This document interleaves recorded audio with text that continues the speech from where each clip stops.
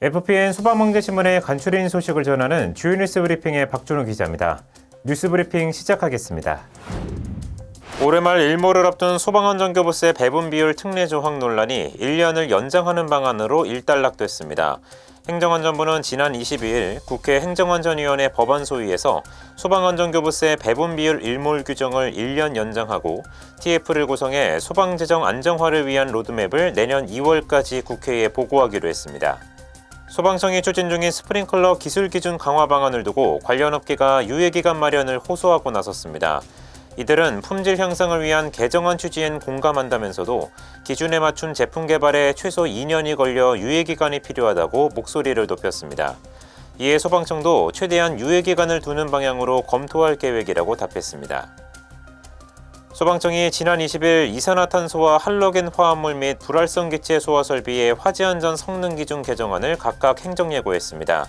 소화약재 방출로 인한 인명피해를 방지하고 특정 소방 대상물의 화재안전성 강화를 위해 마련된 개정안엔 과압방지 조치 강화와 부취제 설치 의무 등을 부여하는 내용이 담겼습니다. 119 구급대원에게 지급되는 방검기능 조끼가 국제적 방검 성능에 미달하는 것으로 FPN 소방방재신문 취재 결과 드러났습니다. 세계적 방검 성능 평가 표준을 두고 보호장갑 관련 기준을 준용하면서 문제가 비롯됐는데요. 이에 소방청은 원활한 현장 활동을 위해 방검복보단 방검 성능이 일부 포함된 다기능 조끼를 보급했다며 여러 사항을 고려해 필요하다면 방검 성능 규격에 대한 개선이 이루어지도록 하겠다는 입장을 전했습니다. FPN 소방방재신문이 제21대 국회 마지막 국정감사 서면 질의에 대한 소방청 답변서를 입수했습니다. 의원들은 오송 지하차도 참사와 부산 목욕탕 폭발 사고 등 올해 발생한 사고를 예로 들며 예방 대책을 주문했습니다. 전기차와 초고층 화재 등에 대비한 현장 대원의 교육 프로그램 보완을 요구하기도 했습니다. 또 어떤 내용이 담겼는지 조명했습니다. 창고시설 특성을 반영한 화재안전 성능 기준이 내년부터 본격 시행됩니다.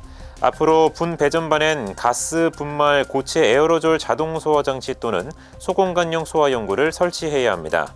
이런 소화 장치는 종류나 크기, 특성이 워낙 다양해 혼란이 있을 수 있는데요. FPN 소방방재신문이 분 배전반에 설치해야 하는 소화 장치들의 기술 정보를 정리했습니다. 한국소방산업기술원이 지난 15일부터 이틀간 제천 레스트리리솜에서 2023년 소방산업 제조업체 실무자 워크숍을 개최했습니다. 이날 한국소방산업기술원은 검인증 기준의 운영 방안을 논의하고 제조업체들은 애로사항을 건의했습니다. 안준식 한국소방산업기술원 경영기획이사는 서로 소통하고 협력해 상생하는 산업 생태계를 조성해 나가겠다고 말했습니다. 관련 기사의 상세 내용과 더 다양한 분야 소식은 이번 소방방재신문 발행호에서 확인하실 수 있습니다. 지금까지 주요 뉴스 브리핑의 박준호 기자였습니다.